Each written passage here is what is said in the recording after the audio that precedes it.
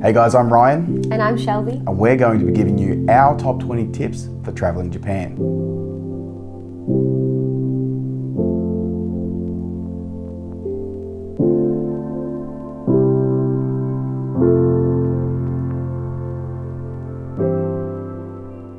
Tip number 1, adding a Suica card to your phone. Now, when you're doing it, don't be confused like we were. There's 2 different apps. So don't use the green one, because the green one's the local one, and I spent a lot of time setting it up to find out that I didn't have a Japanese residence address. So there's the pretty reddy orangey one, with the flowers and stuff the on it. welcome Suica one. The welcome Suica, that's what it's called. So it's for people traveling.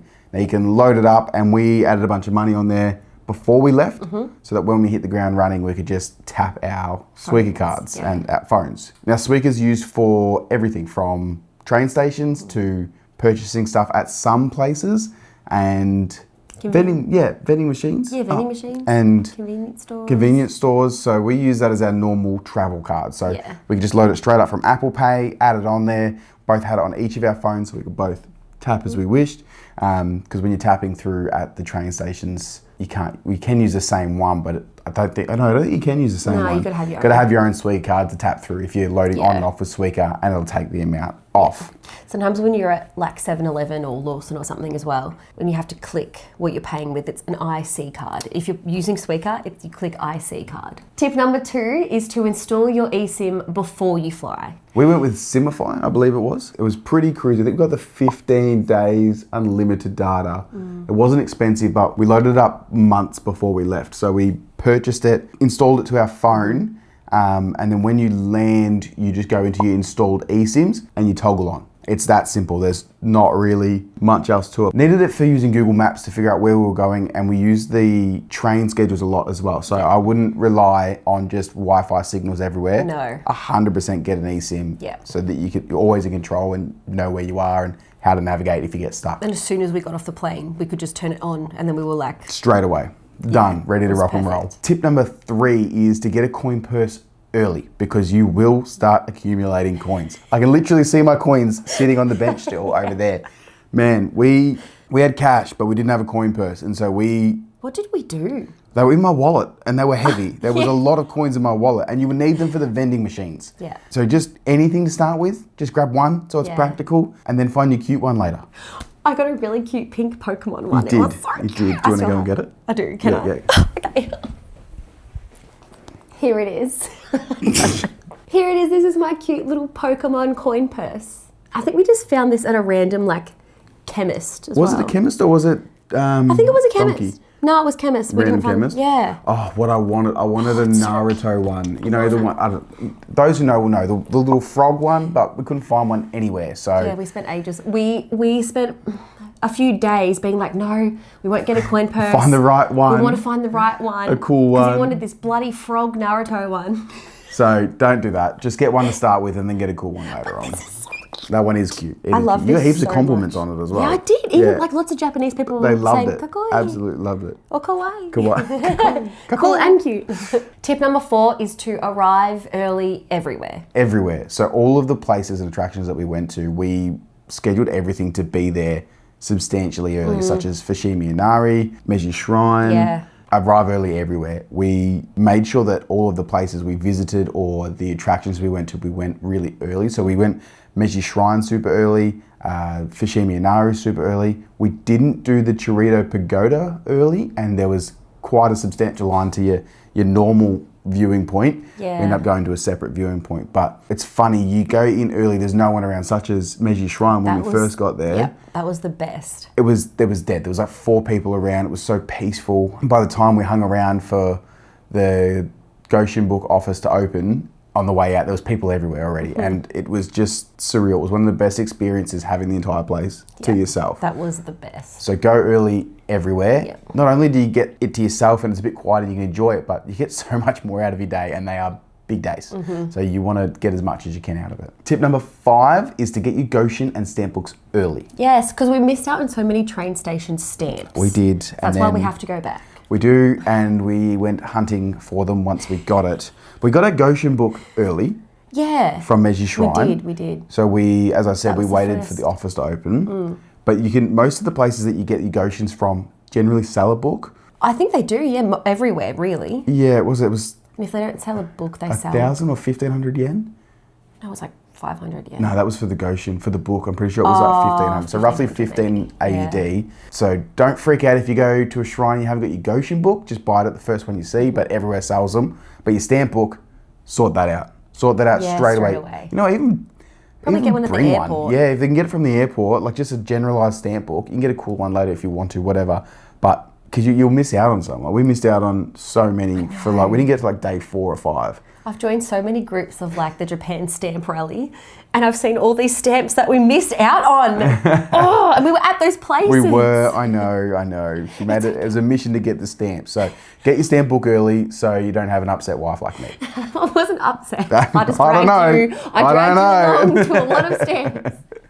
Tip number 6 is to book your Shinkansen tickets / bullet train tickets early. It was on the way to Hiroshima, wasn't it, that we realised how good of a decision we made. Oh, yeah. Yeah, we booked, I organised the trains before we left. So we booked through SmartX, which is their actual booking site for the Shinkansens and bullet trains. You get them on your phone, you can bring up the QR code, scan as you go through. And some of our other trains I booked through Klook as well. Speaking of Klook, if you want to get some discounts on any of your purchases, I think it's 10% for a new user, or there's different discounts and stuff that you can get just from redeeming our code, RSF Media, or I'll leave a link in the description below. So with Klook, we booked a bunch of trains early as well. It was when we were on our way to Hiroshima that we realized how important it was that we booked seats. Seats, yeah, not just a ticket. Not just a ticket, book your seat. Because if you're not booking a seat on the Shinkansen, you can still get on the train, but you don't have a set seat. Certain parts of the travel are for set seats, so you know you'll have to get off. If you've got a free seat that's no one's occupied, as soon as someone comes with that booked seat, you've got to get up. And when we went to Hiroshima, in the middle of the train, from front to back, hanging out near the toilets, there was so many people. Everyone was just standing, or some people were even sitting on the floor right behind our chairs because there was no seats. I'm so glad we booked seats. She looked at me, she goes, "Thank you so much for booking seats." Like it was a 2-hour train ride where we went from. I know it was a decent train ride, hour 42 hours, whatever it was. I couldn't imagine anything worse than sitting in the middle. So book it early so you don't avoid missing out on getting a seat. Aim for the green car. Is it the green car? Green car's seats, I'm pretty sure. When you say early, you booked it here in Australia before we left. Oh, I booked it months in advance. Like early, not like, an hour before the train. Yeah, not early in the morning. Book it far in advance. Like before your trip. Yeah. Because that's what you did, and I'm so thankful. Tip number 7 is to plan your train routes. Now, it can be a little bit confusing, and I'll be honest, ChatGPT was my best friend. ChatGPT helped us organize everything. It was really, I said, I need to get from X point to Z point, and how do I get there? And it would give me the best route from where we're staying, walk here, jump on this train. And the important thing with the Japanese trains is they're running every 4 minutes or so. It is such a well-oiled machine. Even every 2 minutes, it's so, yeah. Crazy, isn't it? And everyone's so polite the way they line up for the trains. But if you've got a rough idea of where you're going, you know, even if you don't plan it early, it's nice to be able to check the night before and go, okay, hey, we need to get on at this time to get here, where we need to make this changeover. Tells you the platform too, didn't it? Tells you the platform. But if you type it in Google, I want to get from Shinjuku to Akihabara, it'll be like, okay, jump on this train at this station. Or if you need to get to another spot, it'll be like, jump on this train at this station, walk to the next station, jump on this other train. On Google? Or Google Maps? On Google Maps. Oh, Google Maps. Yeah. When you Google it, it does it anyway. It does, okay. But it was handy that we'd looked at it before and had it written down, so we knew, okay, we're getting off at one spot to walk over to another train station and then get on another train to get to another spot. Because I reckon if we had been a bit unsure, we would have got on the trains and be like, oh, this is what? No, where does it go? We have to get off. What's going on? So just something to look at the night before and just go, okay, yep, brilliant. We know that we're doing this, this, and this, and it gets easier as you get along. But definitely, I think pre-plan it a little bit. Tip number 8 is to not carry a huge bag. Before we left, I'd seen like on TikTok and Instagram that everyone's like, oh, you need to bring a bag for your rubbish. And you do to a point. So we took a really big bag. I think it was to... Well, I had the camera equipment in there as well. Camera equipment, some Ziploc bags for rubbish and just general sort of stuff. We had the crossbody bags. Which ended up being just enough. Oh, they were perfect. Yeah. One big enough to fit the goshuins in. No, they both fit the goshuins in. Yeah, and power bank. And power banks just to carry a passport. You got to carry a passport at all times too. We had those instead, but the first day when we carried the camera bag and the camera. It was really hot too, but it was shocking. We were like, when we didn't need it really, other than the camera, which you ended up just having the holding, strap anyway, which was heavy too, by the way. The bag was so heavy and it just was so hot and uncomfortable, and I still had a great time, but that day I remember being exhausted. We both carried it, but we kind of ate where we bought food, because you're not really meant to eat and walk in Japan. And just dispose of our rubbish at wherever we were. So we tried not to carry too much stuff around. Unless you have a water bottle, you know. Honestly, there's a convenience store every couple of steps. So if you really get stuck with rubbish and you need to get rid of it, just walk 10 steps and you'll find a convenience store. But don't worry about a big bag, because like 25,000 plus steps a day with a big bag carrying stuff in it, our backs and shoulders and traps were so sore. So crossbody bags is the way to go. Tip number 9, carry some cash, because there is so many spots that don't take card. And if you're like us and you're in the middle of Kyoto and all you want is a ice cream, but you don't have enough cash on you because you just spend it on other stuff, you will wish that you carried it, because can get hot and the ice cream's so good, and then you get a really sad Ryan who just wants an ice cream. You were so shy. Oh man, I was so nowhere. We tried like 4 places and they all didn't take cards. So we found one eventually, which was great. But carry cash, because the Goshuins, the Goshuin books, a lot of the temples only take cash as well. So carry cash and some coins around. You're gonna need it. Tip number 10 is that convenience stores will be your best friend. Oh, they were mine. I was making a video yesterday and I saw my family chicken inside my egg salad sandwich. Man, I miss them. Oh, the food's so fresh. Even at convenience stores. We got home and we had a sandwich from 7-Eleven down here. In Australia. And the bread sucked. Like, I don't care if it was so fresh. It just sucked. Nothing was great. I was in Melbourne and I thought I saw a ice cream sandwich from Japan, the Biscoff one. I looked in a window and it stopped me and I was like, oh my God.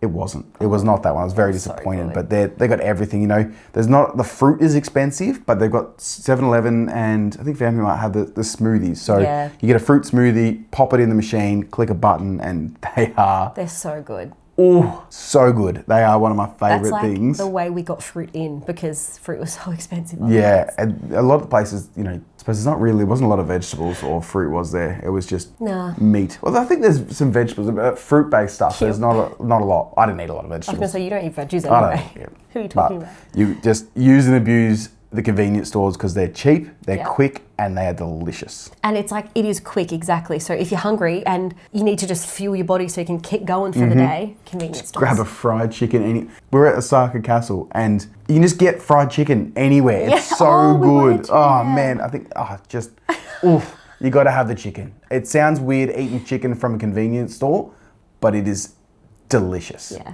Tip number 11 is to get rid of the rubbish where you buy it. We did touch on it before, but you don't see a lot of bins floating around.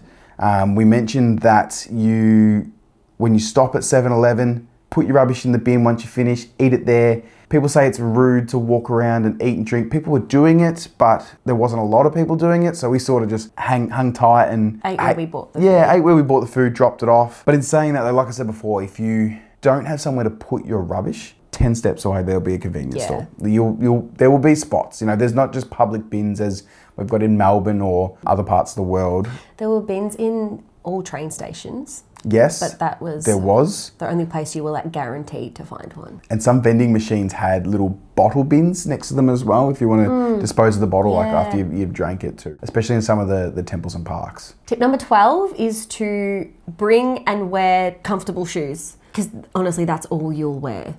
I think I bought a pair of sandals because it was hot, and my runners.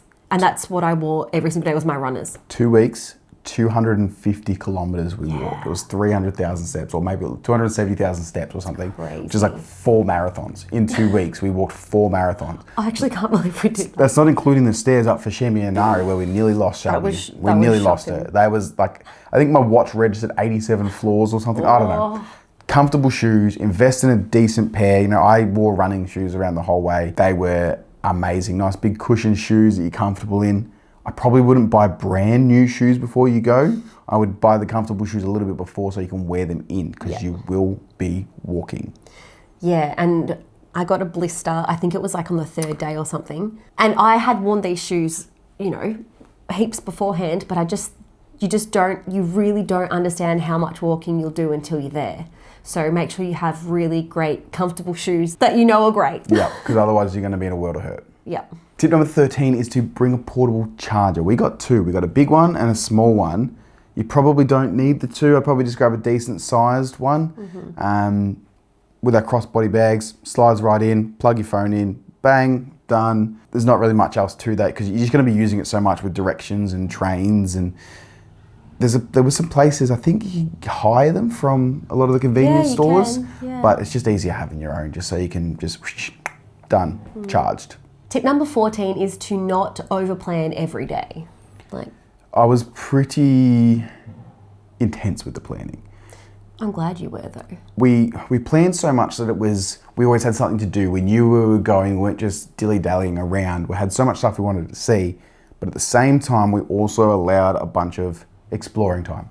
So say we wanted to go to the market or go see a shrine, we would allow a couple hours at each spot. It wasn't go see, move, next one, go, go, go. Yeah. And even one of them, we were going to go a couple hours in the opposite direction and then come back. I think we were going to go to Gifu that day, and we just both decided, we just go and spend the whole day in Osaka instead. And that was honestly the best decision we made. Yeah. Shut up, we didn't see Gifu, but it was slower pace for the day. We'd had a big 10 days beforehand. Yeah, we were knackered. So it was good to take a step back and enjoy and slow down. I think we did that. Like, if I had it again, I'd add more time to Miyajima Island. We were pretty rushed. I agree. That's probably the only thing we really did rush, but... Yeah, it was really cool there. We didn't see everything. I just allow some more time, allow some free time, and don't go too crazy on your days. But that comes into going early. You've got more time. I was literally just going to say that. Even Miyajima Island, I think we were like, yeah, we're kind of done here because it was so busy. Yep. And we didn't go super early. Yep. So.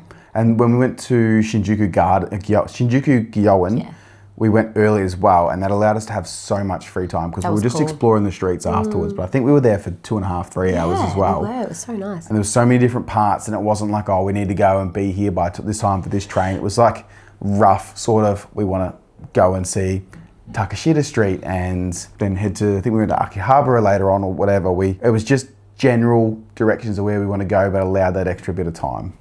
Tip number 15 is book popular attractions early. We mentioned booking your train tickets early, but it's important to book the popular attractions early, such as Universal Studios, Disneyland, Disney Sea, especially if you're wanting to get like express passes or VIP passes. Which you should. Yeah, we did VIP passes, and there's another video that I'll link as well, breaking down the Universal Studios VIP, but I think it becomes available 2 months before your date. And if you don't book it, you'll either A, get more expensive tickets, or B, miss out completely. So book it well in advance, or you will miss out. Because you booked it in Australia before we left, didn't you? 2 months, I was like, had a calendar date, and it was checking. Like I checked every day to make sure, because I wasn't getting all the information, but I'm pretty sure it was 2 months on the dot before we were at that place. So a couple days beforehand, set us some reminders and just keep checking. Just keep checking. Just make sure if you want like a VIP pass or something, just book it early, or you will miss out. You will. So book it. What did you book it through? Klook. Yeah. Yep. Tip 16 is to learn some Japanese words and phrases because they really, really appreciate it over there. They did, didn't they? I would say like goodbye or hajime mashite or something, which I think means nice to meet you. Yeah. And everyone would like giggle and smile and... Very receptive of it, you know. They appreciate you just having a crack. Unless you say jane, which we're still uncertain of. We think it means bye, but we think it's bye between good friends. So every time Shelby would say it, we'd get a giggle. And so if you speak Japanese or you live in Japan, we would love to know if that was wrong or what that was. But simple things like, you know, hello, thank you. Osaka had a different way of saying thank you, and we didn't realize that till we were over there. But so thank you is arigatou gozaimasu, and they said ukini. Ukini. And again, they just appreciated it, that, you know, you're attempting to understand their culture and their language and try and communicate. A lot of people didn't know English, but a lot of people did, but we communicated mostly through our couple of phrases. We try first, and if we didn't know, we'd then get translated out. But we always tried, which was really fun too, I found. It was really fun. We spoke to so many Japanese people because we just wanted to try out the things that we'd learnt. It was brilliant. It was definitely brilliant. And I got so many, I really like nails.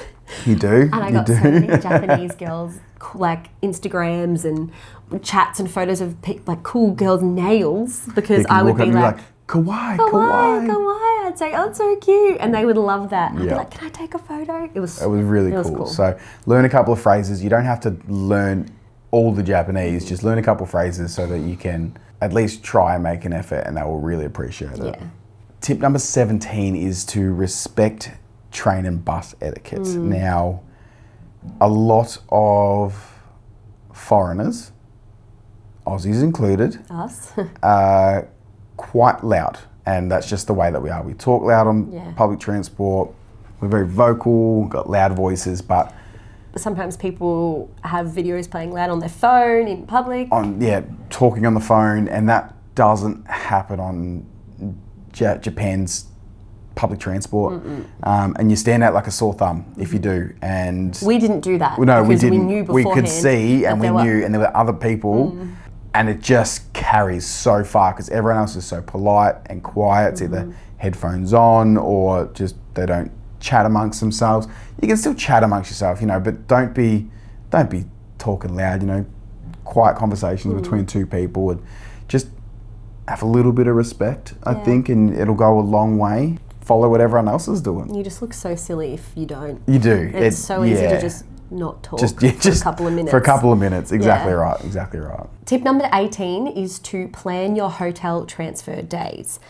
And to me, that meant Ryan, carry your bags. Because we were going to look at doing there's, I think, a couple of convenience stores or the hotels do luggage transfer. And we originally looked at it, but the way that we planned it is that in the morning we'd wake up, get on a train, get to our hotel, or we would do something throughout the day and then check in to the or leave our baggage and check beforehand that we could leave it there, or just plan it around it. We didn't go from one place to another, put our stuff in storage luggage at train station, which you can do. Again, we didn't experience because we just planned it correctly so that we could go. Was it Lake Kawaguchiko? Like they had a cloakroom we could put our bags in. Yeah. We sort of didn't really plan that one ahead. They said they had a cloakroom, I just didn't know how it worked. They had like bike locks and stuff for it. But that was good. That was probably the only one where we were a little bit unsure what we're going to do with our bags. That was the only one that we were really on the side of the road. There was no sidewalks, so that was a fun walk. But if you plan it well, you'll only just be stuck with carrying them up the stairs. You won't be. I'll just be stuck with carrying up the stairs. So thank you so much. If you do the heavy lifting in your relationship, you will be carrying the luggage up the stairs, and I just physically couldn't, otherwise I would. It's fine, it's cool. It gets worse as you go along, which brings us to our next tip. Tip number 19 is to leave room for shopping. So we went over with half empty suitcases, and as I just said, they're fine to lift to start with, but as you start winning all the claw machines or buying bags or souvenirs or 7,000 chopsticks, it gets heavier. It does. We didn't even really buy that much stuff, but they did get heavier. Pokemon cards. We bought a lot of Pokemon cards. Yeah, so they don't seem heavy, but they add up. I think you could probably post a bunch of stuff back if you want to. There's some Japanese post office. I've known people that have got swords and different other items shipped back and knives, and we just had half of our suitcases unpacked when we went over. So just a little bit extra room to bring some stuff back with us, save us any extra luggage costs. Yeah, it was. It really was. Like, I think if we go again, we probably won't bring much back unless we win more at the claw machines. That's the only way I see us doing it. I reckon I would pack less next time too. We have way too much. Pack heaps, but didn't use half of it, and we did a lot of laundry and stuff in all the hotels we went to. So you can actually minimise the amount of clothes that you need to take just by washing and drying them. Simple as that. And finally, tip number 20 is to slow down and actually explore where you are. Take it all in. Take a breath. Allow that bit of extra time. Walk around. There's different gardens and stuff that open up at different times. Yeah. Walk down that side street. Stop at that food truck place. food truck place specifically, we randomly saw some Dagwood dogs, what they're called, Pluto pups. I don't know, there's so many different names, battered hot dogs. Oh, it's like, what are you doing? Yeah, there's so many different names for them. And we ended up staying there for a little bit, and that was one of our favourite spots. There was no one else there but us. Yeah. And they put a shade sail up for us and everything. We ended up chatting with the food truck vendor owners, and we were there for 45 minutes to an hour, had a couple too many beers, and I could have stayed there for ages. It was really good fun, and that led to us being able to chat with some of the locals and talk to them. And a guy was showing me his drift cars. That and was so cool. It was so cool. You know, just slow down. I think there's so much going on that you plan. You need to take it all in. I know at some of the busier shrines, it's easy to get overwhelmed and want to go. Exhibit me. As in like leave? Yeah. Not leave the country, just leave the shrines. Leave the shrine, at least give yourself a little time to take it in. Even if you are overwhelmed, just take a minute to reset, sit down, have a look, have a drink, go to your 17th vending machine, just slow down and enjoy it. Because if you're like me, there's a piece of you that never left, and I just want to go back, and I'm glad we enjoyed it how we did. I really am. We're going to be making a lot more videos covering different aspects of Japan. So if you are interested, or you got questions, or you just want to follow along, make sure you subscribe, give us a like, and comment anything you want to know, and we'll try and answer it for you.